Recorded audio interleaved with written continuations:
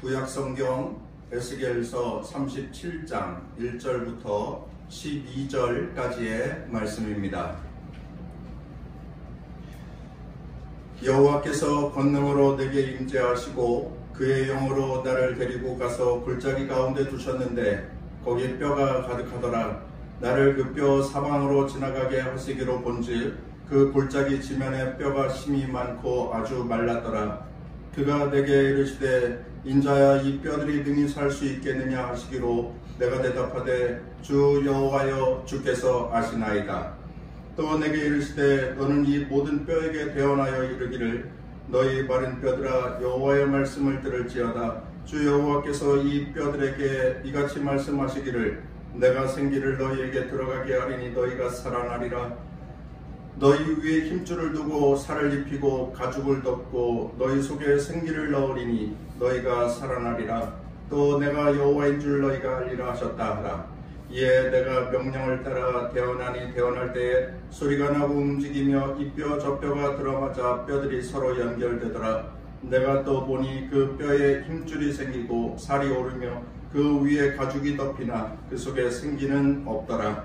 또 내게 이르시되 인자야 너는 생기를 향하여 대언하라. 생기에게 대언하여 이르기를 주 여호와께서 이같이 말씀하시기를 생기야 사방에서부터 와서 이 죽음을 당한 자에게 불어서 살아나게 하라 하셨다 하라.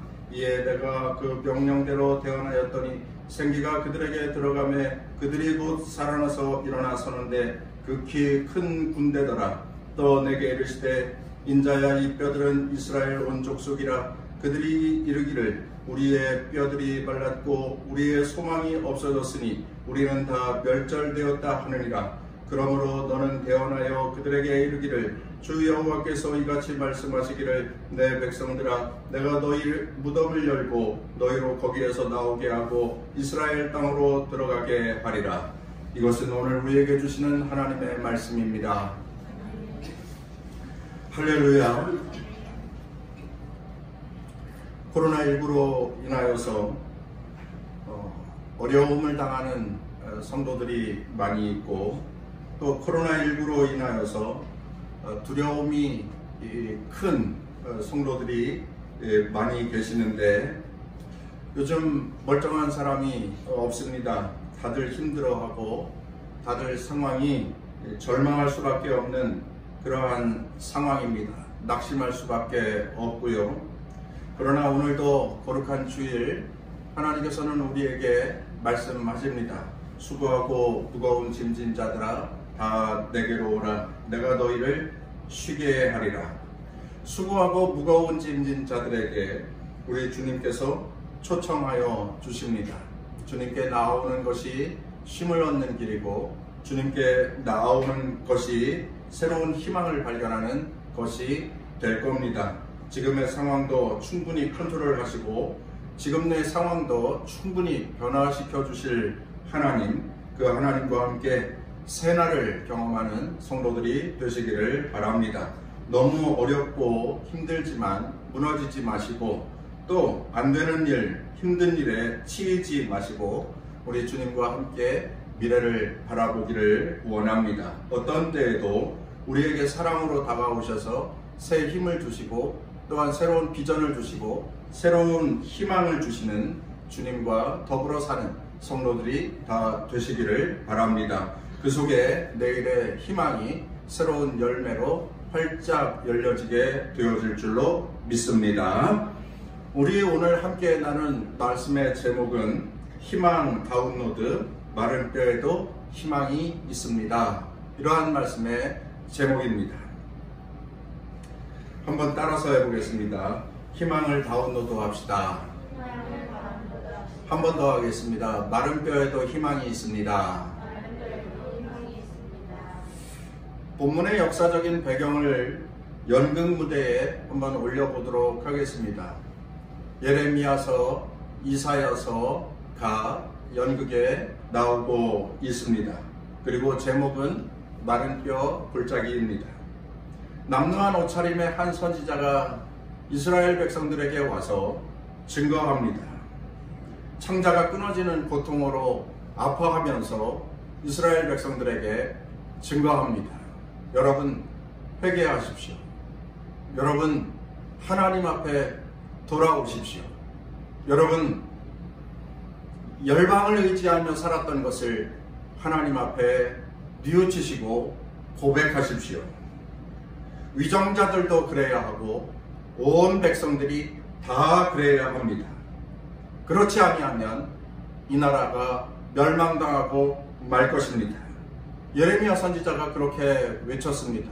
예레미야 선지자뿐만 아니라 200년 동안 온갖 선지자들이 나타나서 이스라엘 위에 하나님의 은혜가 있기를, 하나님께 돌아오기를 간절히 간구하며 그들에게 회개를 촉구하였습니다.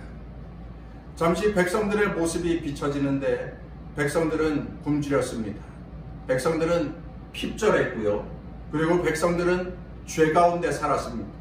하나님이 가장 싫어하시는 우상을 숭배하였고, 그리고 그들의 삶에 안팎으로 죄가 범람하였습니다. 엎친 데 덮친 격으로 전쟁이 일어나게 되는데 바벨론의 느부갓네살 왕이 아주 큰 군대를 이끌고 쳐들어왔습니다. 요란한 말발굽 소리가 이스라엘 온 나라에 진동을 하였고 도처에서 비명소리가 들려져 옵니다. 그야말로 아비규환이라 말하지 않을 수가 없습니다. 그 전쟁의 여파로 인하여서 수많은 사람들이 죽음을 당하였고, 그 전쟁의 여파로 수많은 사람들이 이방 나라로 피난을 떠나 유랑하는 자들이 되고 말았고요. 물론 그 전쟁으로 인하여서 수많은 사람들이 포로로 끌려가게 되었습니다. 남아있는 이스라엘의 안팎을 두루 보아도 사람들이 돌아다니지 아니하였고, 예배하는 날 성전에 모이는 사람도 그리 많지 않았습니다. 천지 사방으로 모든 백성들이 흩어지는 그러한 신세가 되었죠. 마을마다 살한 바람이 휘몰아칩니다. 수많은 사람들이 죽어갔고, 이러한 비극의 역사가 단 한 번으로 끝난 것이 아니라 7년 동안 계속 이어졌습니다. 골짜기마다 마른 뼈로 흘러 넘치게 되었습니다. 이제 연극의 장면이 바뀌는데 드디어 에스겔 선지자가 등장을 합니다. 에스겔 선지자가 바벨론의 포로가 되어서 바벨론의 한 강가를 거닐고 있는데 놀라운 광경이 펼쳐집니다. 하늘문이 열리고 하나님의 사자가 하나님의 음성을 따라 들려져 오기 시작을 하는 겁니다. 한 골짜기에 하나님께서 에스겔 선지자를 데리고 가셨고, 그리고 그 골짜기에 도달한 에스겔 선지자는 처참한 모습을 보게 되었습니다. 그 골짜기 처처에 마른 뼈들이 넘쳐나는 아주 흉악스러운 그러한 장면을 보게 되었습니다. 그리고 그것을 보면서 탄식하고 있을 때에 고민 섞인 한 말씀이 들려져 옵니다. 이런 말씀이었습니다. 인자야, 이 뼈들에게 소망이 있겠느냐? 인자야, 이 뼈들이 다시 살아날 수 있겠느냐? 이러한 질문과 함께 암막이 내려옵니다. 그리고 깜깜해졌습니다. 그리고 설교가 시작이 되는 겁니다. 성도 여러분, 지금까지 우리가 살펴본 이 연극의 모든 광경 장면은 멸망당한 남유다의 이야기입니다. 본문 말씀 2절 말씀에 보면은 나를 그 뼈 사방으로 지나가게 하시기로 본즉 그 골짜기 지면에 뼈가 심이 많고 아주 말랐더라. 그리고 11절 말씀에 보면은 또 이르시되 인자야, 이 뼈들은 이스라엘 온 족속이라. 이렇게 말씀하고 있습니다. 여러분, 이 부분을 제가 설교하면서 영적인 시각에서 잠시 해석하고 설명을 드리도록 하겠습니다. 첫째로, 여기에 뼈가 심이 많았다, 뼈다귀들이 심이 많았다, 이 말은 온 백성이 절망의 상태에 빠져 있었다 라고 하는 것을 말하는 것입니다. 남유다의 참상이요 이스라엘의 민족적인 시련이었습니다. 그런데 두 번째로 그 많은 뼈들이 아주 말랐다 이렇게 말합니다. 여러분, 이스라엘은 지금 정치적으로 멸망당하였습니다. 바벨론에게 멸망당하여서 죽기도 하고 피난을 떠나기도 하고 그리고 포로가 되기도 하고, 지금 우리가 읽은 이 에스겔서도 바벨론의 포로로 잡혀가 있는 에스겔에 관한 말씀이지 않습니까? 영적으로 이스라엘에게 회복과 재생의 기운이 전혀 없는 것을 뼈들이 아주 말랐다 라고 하는 것으로 증거하고 있습니다. 세 번째로 그 마른 뼈들이 온 지면에 흩어져 있었다 이렇게 말씀합니다. 여러분, 이스라엘이 살아있다고 한다면 이런 일은 없었을 것입니다. 살아있는 사람들에게 들짐승이 달려들지 못하지요. 살아있는 사람에게 하늘을 나는 독수리와 까마귀가 달려들지 못합니다. 그런데 전쟁으로 인하여서 육체적으로 죽었고요, 포로가 되었습니다.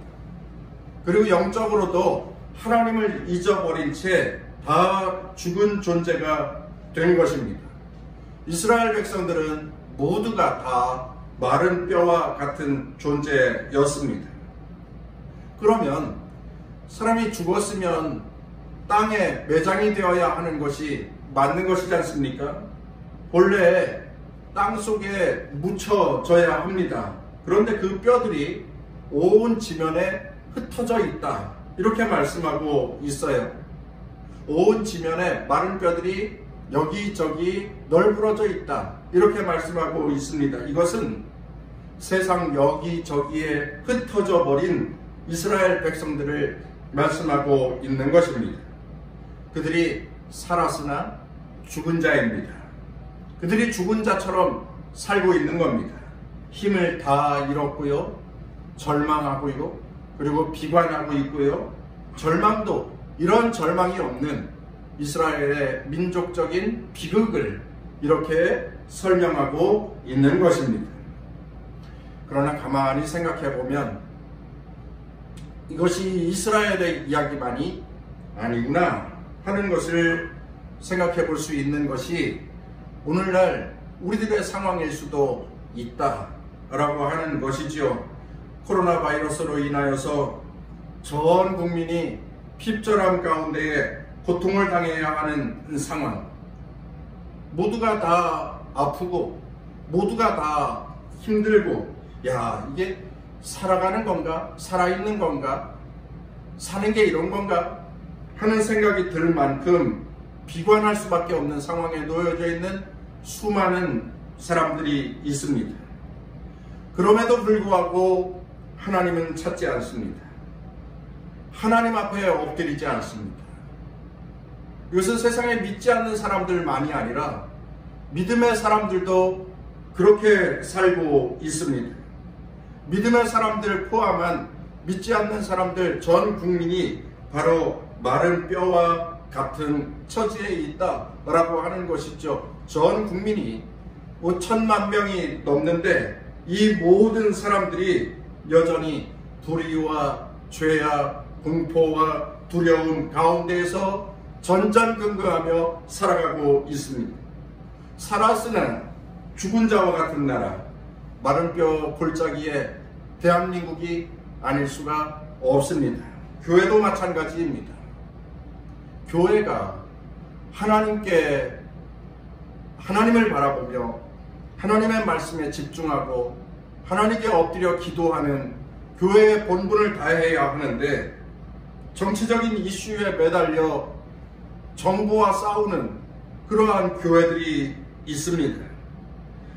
정부의 정책에 반기를 드는 그러한 교회들이 많이 있습니다.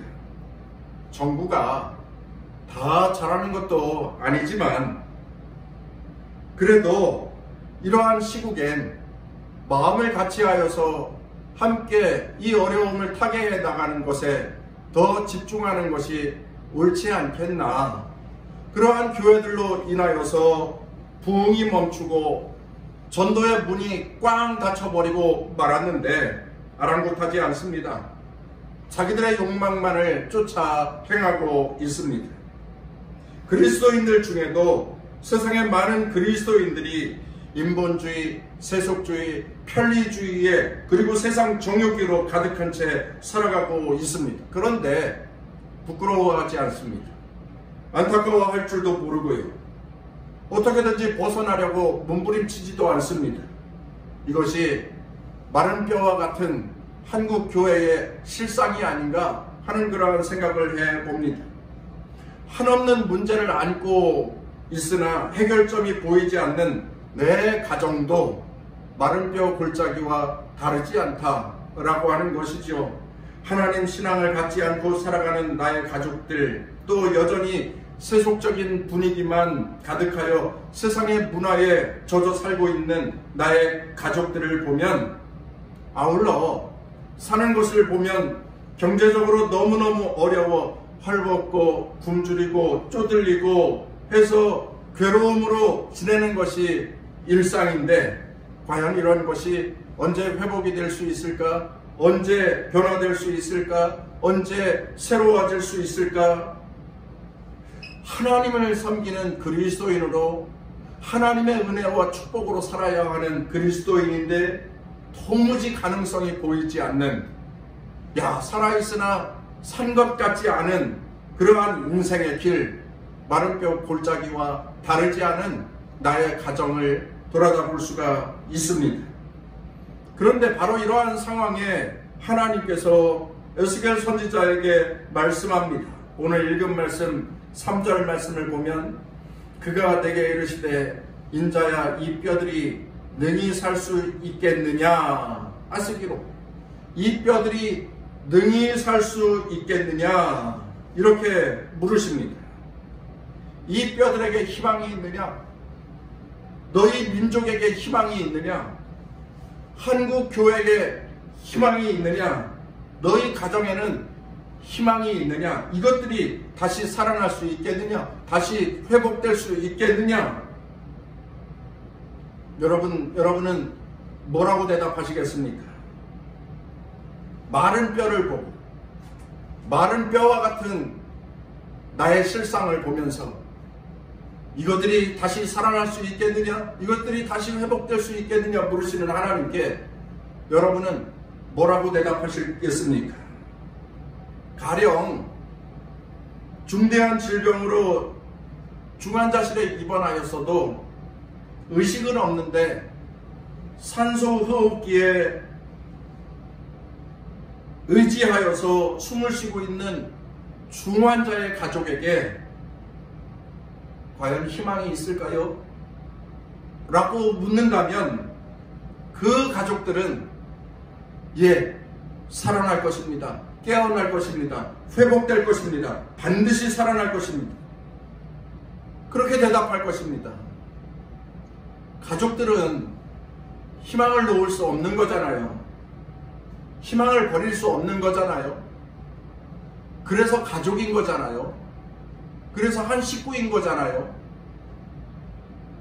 그러나 여기 마른 뼈들이 즐비한, 마른 뼈들이 나가 뒹굴고 있는, 살점은 하나도 없고 그저 하얗게 되어버린 마른 뼈들이 뒹굴고 있는 이 동산에서 하나님께서 에스겔 선지자에게 묻는 거예요. 이것이 다시 살아날 수 있겠느냐? 이것이 다시 깨어날 수 있겠느냐? 여기에 희망이 있겠느냐? 그렇게 물으시는데 살아날 수 있습니다. 회복될 것입니다. 라고 대답하는 것이 얼마나 어려운 일입니까?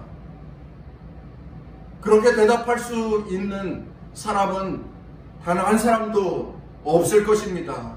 하나님 보시면서 물으세요. 물으셔도 참 대답하기가 좀 그렇습니다. 대부분 분이 다 그렇게 대답할 수밖에 없는 그러한 상황입니다. 그런데 그때 에스겔 선지자가 대답을 합니다. 제가 3절을 읽다 말았지요. 성경을 한번 보시지요. 인자야 이 뼈들이 능히 살 수 있겠느냐 하시기로 내가 대답하되 주 여호와여 주께서 아시나이다. 주님께서 에스겔 선지자에게 부르시는데 에스겔 선지자가 대답하는 겁니다. 주님께서 아시는 문제입니다. 이 말씀 속에는 주님께서 아시고 주님께서 하시기를 원하시면 이 뼈들이 다시 살아날 수 있습니다 라고 하는 에스겔 선지자의 비전과 소망이 담긴 대답이었던 것입니다. 주님께서 원하시면 이렇게 다 죽어갔던 자가 다시 살아날 수 있습니다. 주님께서 원하시면 경제적으로 완전 궁핍하여 망한 것 같은 처지에 있다 할지라도 다시 회복될 수 있습니다. 나라도 다시 설 수 있고 교회도 다시 부흥할 수 있을 것입니다. 주님께서 아십니다. 주님께서만 아십니다. 할렐루야. 그러자 하나님께서 말씀을 하십니다. 4절부터 6절까지의 말씀을 같이 보겠습니다. 또 내게 이르시되 너는 이 모든 뼈에게 대언하여 이르기를 너희 마른 뼈들아 여호와의 말씀을 들을지어다. 주 여호와께서 이 뼈들에게 이같이 말씀하시기를 내가 생기를 너희에게 들어가게 하리니 너희가 살아나리라. 너희 위에 힘줄을 두고 살을 입히고 가죽을 덮고 너희 속에 생기를 넣으리니 너희가 살아나리라. 또 내가 여호와인 줄 너희가 알리라 하셨다 하라. 여러분 이것이 무슨 말씀입니까? 종아 이 뼈들에게 대언하여 외쳐라. 너희 속에 말씀이 들어가면 너희가 살아날 것이다. 너희 마른 뼈들 속에 성령의 생기가 불어오면 살아날 것이다.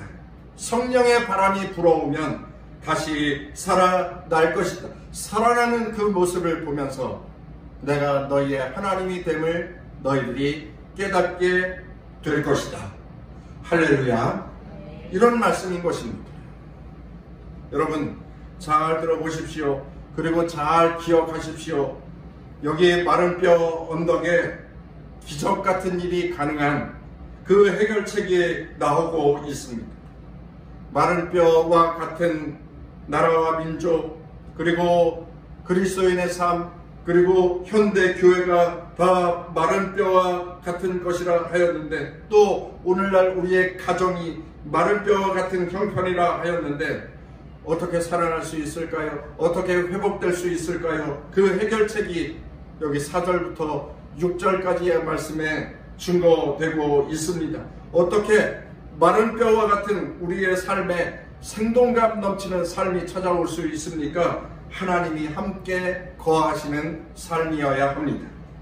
어떻게 마른 뼈와 같은 우리의 경제의 풍족함과 또한 심령의 만족함을 누리면서 살 수 있게 될 것입니까?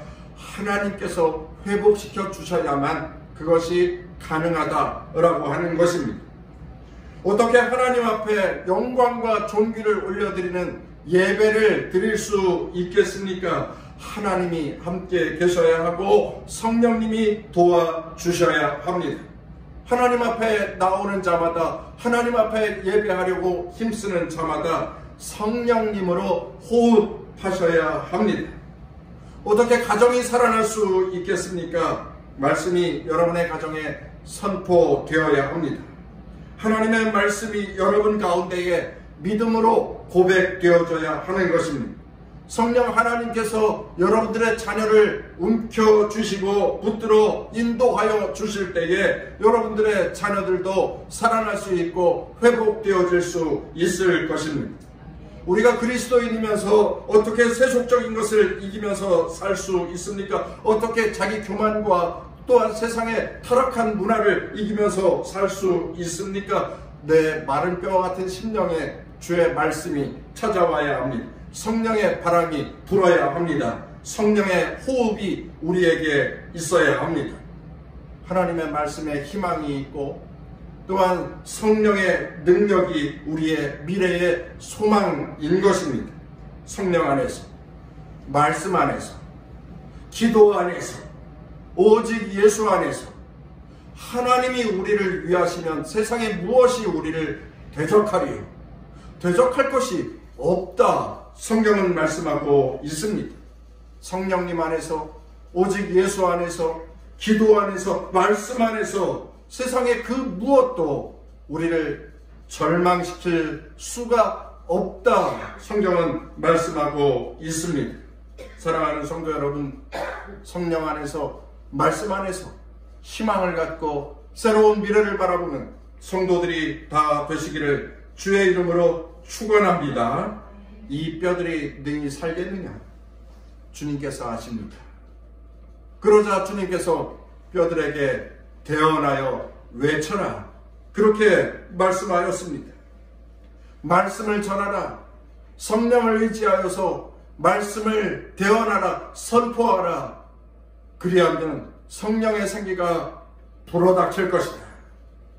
이 하나님의 말씀에 에스겔 선지자가 순종합니다. 말씀을 전하라, 뼈들에게 전파하라, 뼈들에게 명령하라 하심에 에스겔 선지자가 순종했습니다. 에스겔 선지자는 선포하라 하시는 하나님의 말씀에 순종했습니다. 우리들 생각에 도저히 불가능해 보이지 않습니까? 이것은 어떤 방법으로도 안 됩니다 라고 말할 수밖에 없는 그러한 모습이지 않습니까? 그런데 에스겔 선지자는 하나님의 말씀에 확신을 갖습니다. 하나님의 말씀을 신뢰합니다. 그리고 하나님의 말씀에 순종합니다. 에스겔 선지자가 외칩니다. 하나님께서 마른 뼈를 향하여서 외치라 말씀하니 제가 외치겠습니다. 하나님께서 마른 뼈를 향하여서 선포하라 하시니 제가 선포하겠습니다. 생기야 바람아 불어서 이 마른 뼈들에게 넘쳐날지어다 선포합니다. 선언하지요. 10절 말씀을 한번 보겠습니다. 이에 내가 그 명령대로 대언하였더니 생기가 그들에게 들어가매 그들이 곧 살아나서 일어나 서는데 극히 큰 군대더라. 할렐루야.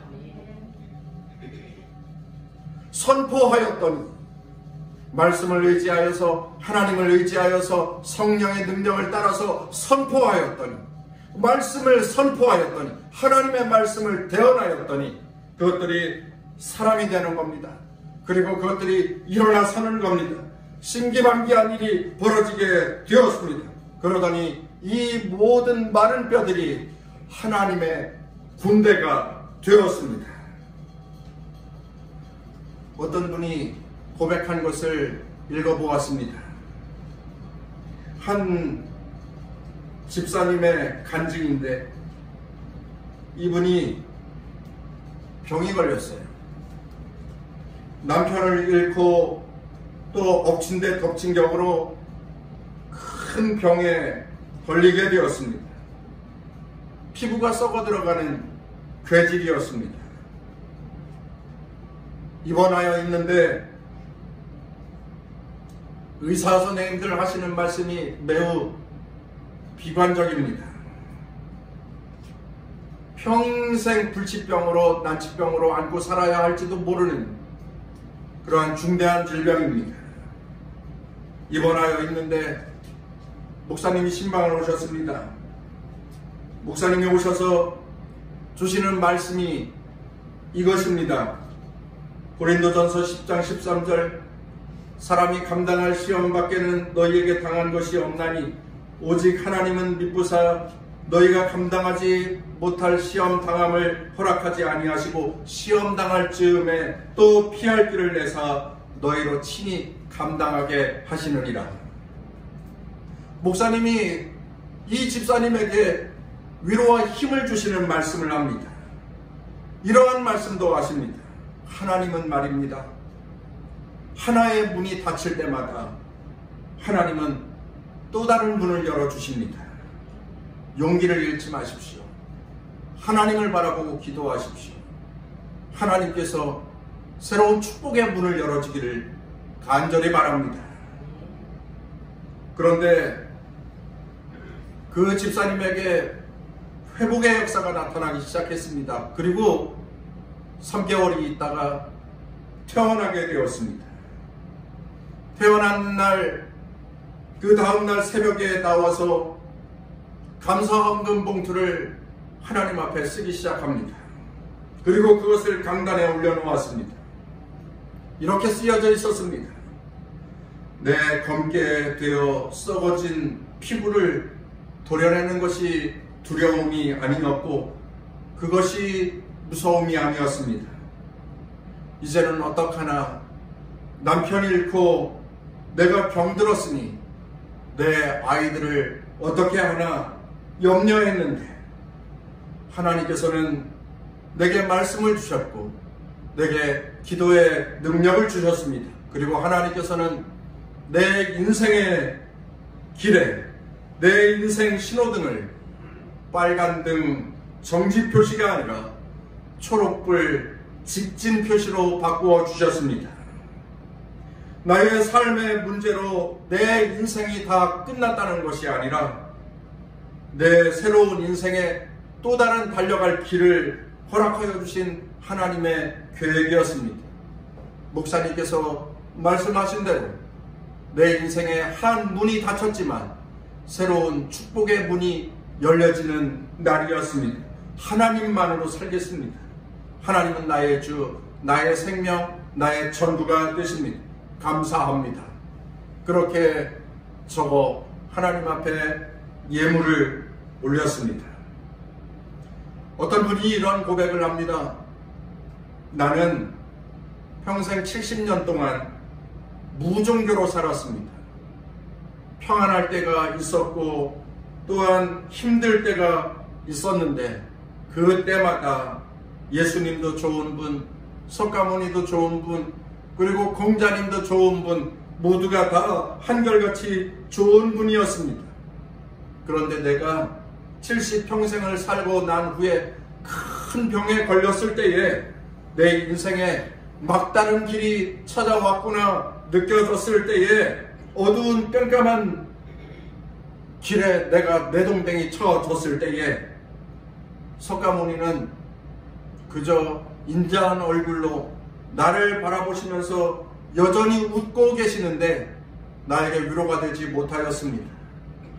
공자님의 자비로운 말씀이 많이 있는데 그것 또한 내게 위로가 되지 못하였습니다. 하지만 때로는 무섭게 실이 강한 손으로 나를 붙드시는 하나님,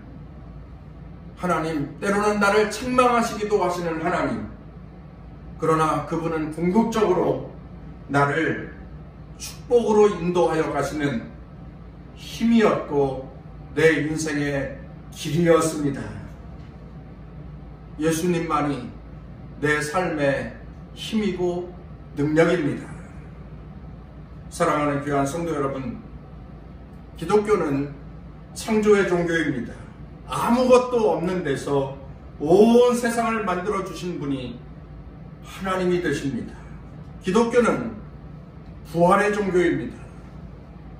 다 멸망한 것 같지만 다시 일으켜 세워주시고 생명을 허락하여 주시는 종교, 기독교의 힘이 거기에 있습니다.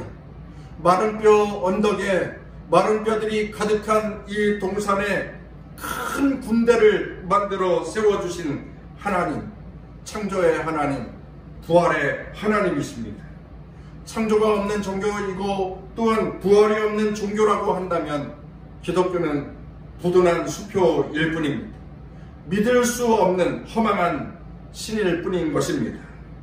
사랑하는 귀한 성도 여러분, 다 함께 해가 바뀌어도 여전한 코로나 바이러스의 시대 2021년 어렵고 힘든 미래 장애물이 어느 순간 툭 튀어나올 수밖에 없는 상황일지라도 우리는 날마다 희망을 선포하면서 살아야 합니다. 마른 뼈들에게도 희망이 있다. 세상 모든 사람들이 울고 있을 때에 성령 하나님 안에서 환한 웃음을 선물 받는 그리스도인의 삶이 되기를 간절히 바랍니다. 세상의 모든 사람들이 깜깜한 인생의 밤을 헤매고 있을 때에 말씀의 등불을 허락하여 주시고 인생의 밝은 길을 허락하여 주시는 우리 하나님으로 인하여서 날마다 형통한 길을 가는 귀한 성도들이 다 되시기를 주의 이름으로 축원합니다. 그리고 세상의 어둠 가운데 살고 있는 자들에게 인생의 참 길은 예수시라고 증거하는 성도들이 되시기를 간절히 바랍니다. 여러분, 2021년 새해에 하루를 생활하고 또 밤 잠을 자고 아침에 일어날 때마다 말씀을 생각하시고 하나님 앞에 두 손 모아 기도하시면서 하나님이 주시는 희망을 다운로드하는 매일 아침의 삶이 되셔서 하루하루 희망 가운데에서 즐거워하면서 사시고 1년 12달 2021년이 하나님의 복을 누리는 귀한 성도들의 축복된 한 해가 다 되시기를 주 예수의 이름으로 축원합니다.